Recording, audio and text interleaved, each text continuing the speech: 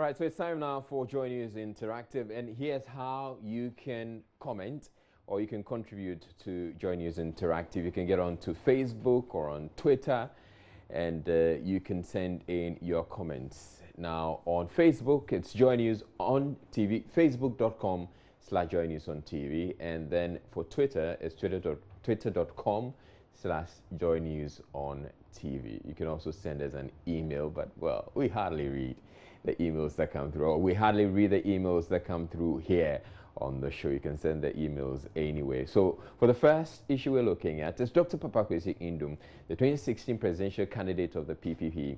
He has condemned plans by the incoming government to establish the office of an independent prosecutor in the fight against corruption.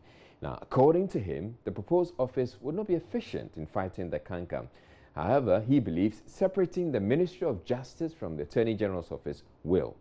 What do you make of this? And what, in your opinion, is the best way to fight corruption? I strongly believe we need to divide the Attorney General. If we're able to divide it, we can work. But every politician wants to say whatever he wants to achieve, whatever he can say, people will just vote for him or her. That's what I say. But, well, it's good that Nana Addo can do that. But if able to put his foot down, and quote unquote, the Mama downfall was some of the arrogant guys he was having. He wasn't able to check them. But I strongly believe Nana Addo's age and getting some competent men with him, he can do it. It depends upon the government that will come. They will take serious action.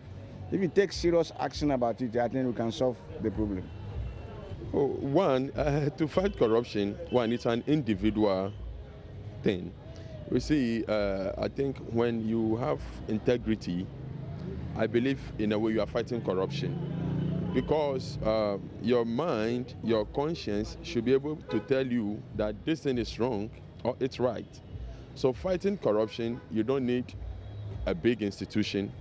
I mean, it's the mind. And then I believe if the Shraj, the courts are working properly, or maybe the judges are doing their work, all these things will not be a big issue. So it's about those who are in their offices. If they are doing their things right, I believe you don't need to set up a whole office to deal with corruption and all those things. It's a good idea. Since I want the president who can save this in a public place. So if he's willing to do it, why not? I was supporting to do it. Just to make sure that whoever, both NEC, MPP, say any other person at all, who take the government money, should be arrested. We already have an office to follow on economic crimes, and perhaps this is not properly financed and dedicated, and the Attorney General's office, which looks after that, is not doing its job in a concentrated fashion. So I believe if a special prosecutor's office is established, it's a very, very good idea to be well resourced, and it will have to be accountable and render regular reports to Parliament as opposed to the President. That's why I think it's a very good idea. All right, so you've had your say out there on the streets of Accra, and there are others who are on Facebook who decide that this is where they're going to be speaking their mind. So we start with Kwesi Boateng Ayepa. He says, then he should go ahead and condemn all policies by the NPP. The Office of the Special Prosecutor is coming on live. No Ababase. Romeo Ben says, proper reading will make you aware that an independent prosecutor has no jurisdiction to... So Romeo is replying essentially to what Kwesi Boateng has had to say. And he says, proper reading will make you aware that an independent prosecutor has no jurisdiction to prosecute anyone without a legal framework. Now, who is the independent prosecutor going to be accountable to? The president or the people?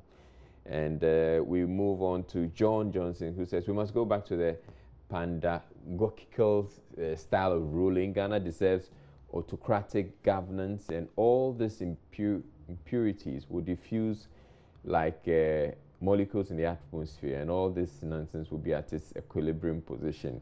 All right, now you're getting very scientific here.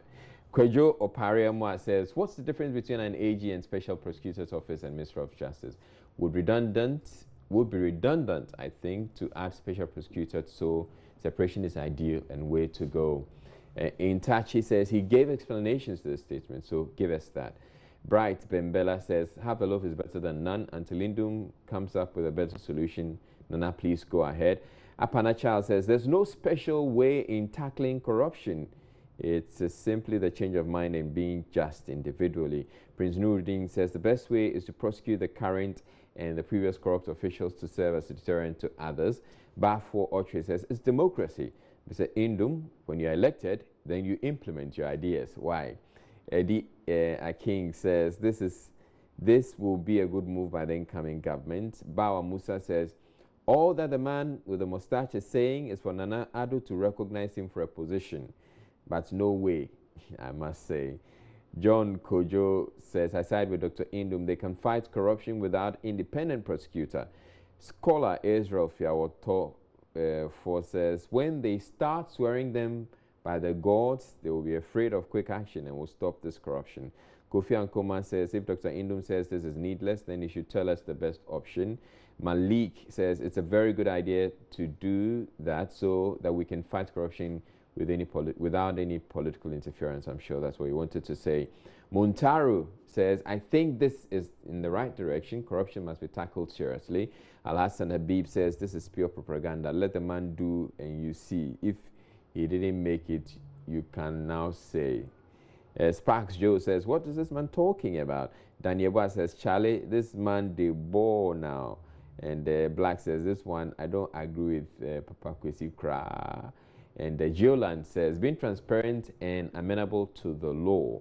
Bukari Edi Jr. says, then go and drinks is coming on live.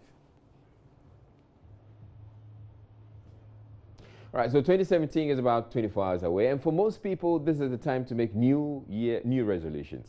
However, research has shown that about half of all adults make New Year resolutions, but less than 10% manage to keep them more than a few months. We want you to share with us your New Year resolutions for 2016 and if you managed to achieve them. All right, so back then in 2015, I had two very serious 2016 resolutions. I think I've achieved them 100% basically. 2015, the first one was to marry. So I got married on the 6th of February. And then there was a target I had to meet at work. And I was able to achieve that one to 100%. So I'll say I've been able to achieve my 2016 resolution, basically, 100%. Because of the economics problem, things were not moving smooth like how I wanted to get it. That's why I keep on saying I particularly don't trust any politician in my life. They will lie to you, use you, and dump you. So I just rely on God. I don't rely on any politician. None of them can let me achieve what I want to achieve, except God. Surely no, I was not able to achieve anything because the government was on this year wasn't good at all. The economy was very bad, so it really affects everything. So all my plans are down, so I didn't get anything better for myself. So I'm hoping that next year is going to be better for me. I had a resolution of having a change in job, and then I had a resolution of having myself closer to my God.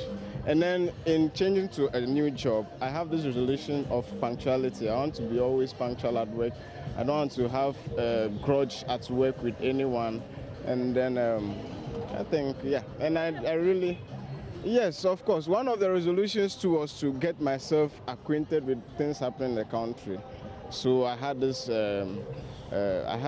intention of following up with whatever happens in the country, be it radio or TV interviews. And then prior to the voting, I want to have a solid foundation as to who to vote for and the decisions that person will make for me. So I think so far those were my resolutions for 2016. I said I've been able to achieve one or two things here.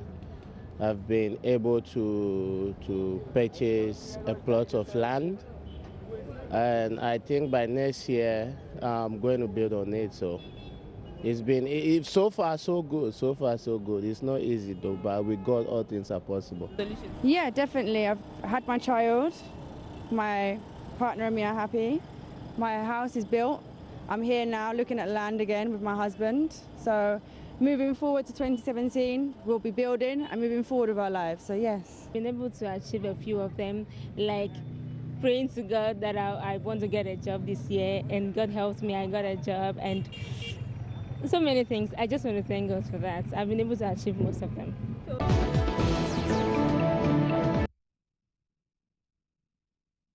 All right, so about myself, well, I'm not sure whether I had a resolution, but I set out to do one thing, and by God's grace, I'm confessing that it's essentially by God's grace, I've been able to go quite far. I'd say I'm in a comfortable lead in achieving my resolution. So help me God, finish it up. On Facebook, Kofi Sam says, I had in mind very, very challenging but achievable goals, of which I was able to achieve about 80%. But out of the 80%, just one amongst them took me to 200% success. That is helping incompetent government to take a comfortable lead and cruise into opposition. Kwekudia says, I really plan getting a car and a wife this year using my national service allowance, but that couldn't work as government failed to increase pays during my time of service, only for the increment to be made just a week ago. The 350 cedis during my time was all about hand to mouth. Okay, now I just want us to quickly examine this post by Kwekudia. You seriously were looking at buying a car and getting married using your national service allowance? Wow. Okay, all the best. Do you want to go back to do your national service? Let's move on. Felix Nana says, I have made the same resolutions for the past 10 years. Pasco resolutions in Kwan. Apanachal says, these things don't work. The solution is to allow Jesus into your life and all shall be well. Amen, Apana. Richard Kweku says, to be a good father to my baby girl, I think I achieved that. I also resolved to know God well, and that's where I have a bit more to do. Well, we wish you all the best, Richard. John Kojo says, I could not achieve much of my resolutions because the economy suffered from economic hardship. And Figo Darling says, my goal was to remove the incompetent government and bring in competent government, and I've achieved that. Onapo. Nana Wilson says, to go through this year without getting to visit my school's disciplinary committee while at school. Okay, that's good. And PSCA Bennett says, I couldn't achieve much of my resolutions, but praying to God to help me in 2017.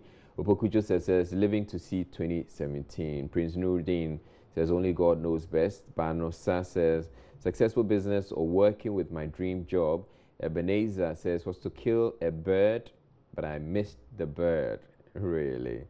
And Zion says, no voting for GM, and I achieved it.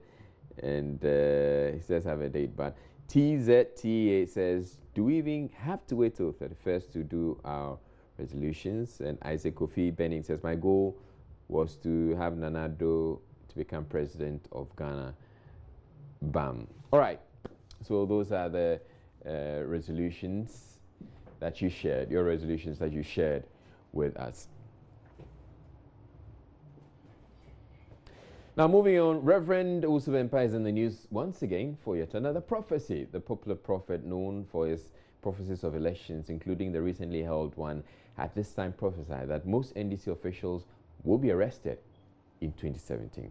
Let's hear an excerpt of that interview with Kofi Adoman. The 31st one night, and come shape you be na microphone na meti microphone bedid them. So many prophecies will be revealed at my 31st all-night service. I will tell you the government officials who will be arrested. If the law permits, I will even mention names. In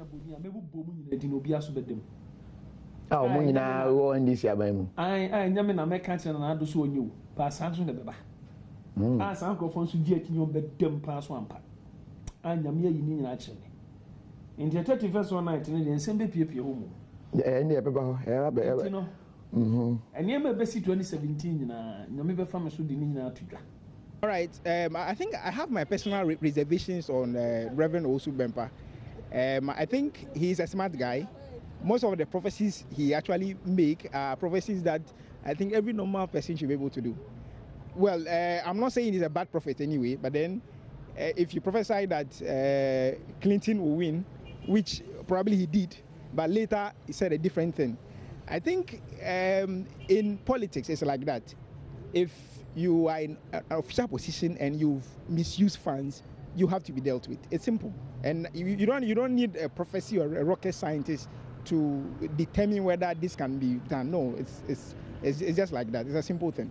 I watched him yesterday on Adum TV, but according to me, what he is saying is obvious that it will happen because a lot has gone on, and then even we have been hearing on the captain programs and whatever, like how people are squandering our money and things. So if Reverend or Prophet says this, it's something that I believe that it has to happen. Things like this, come to think of it, issues of the state shouldn't be actually made as a thing of religion, because if you're a man of God, I think you should be facing things that concerns, the Bible and bringing people to salvation instead of, criticizing people here and there. I think, in my opinion, what he said is not necessary, because it doesn't matter whatever, that God reveals to him or something. I don't know if this one is part of his usual, revelation that you've been getting from God, but I think it's unnecessary, as a matter of fact, because you should rather concentrate on what the Bible talks about rather than being out there, talking about things that are not of use to the Christendom. That's what I think. Well, when it comes to spiritual matters, or when it comes to men of God and all those things, I'm more careful how I react to what they say. You understand? So certain things, I believe we have to leave it to God. It's a prophecy. You see, giving prophecy and even the prophecy itself fulfilling are two different things. Okay? Yes, he has given his prophecy. He's somebody we respect in the country. So let's see if the prophecy will come to pass. Okay? But if an NDC minister, whoever appointee, have done the wrong thing and the law is supposed to deal with him or her, it's a law. Okay? Because if, you understand, I'm an ordinary citizen, if the police can arrest me if I do the wrong thing, nobody's above the law or the Constitution. So we all have to. So it doesn't matter your stature in public, the position you're occupying. Wrong is wrong.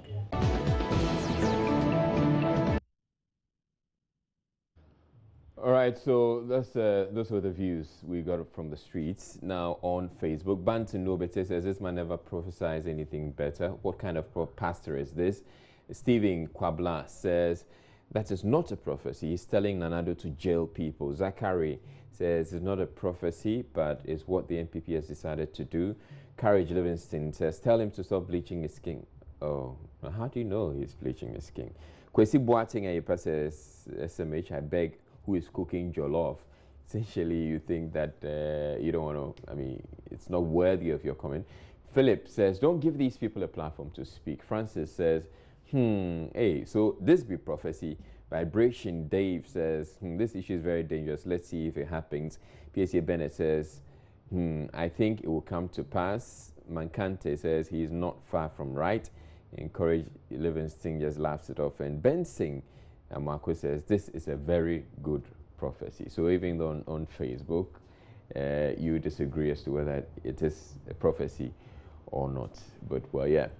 That's about it. There's one other post that I like to share with you. It's one other story that's generated quite a few comments, and we'll be going to that. If we can scroll to that, the Greater Accra chairman of the NDC, Ade Coker, has been trying to explain why the party lost in the December elections. Okay, looks like we can't track that one.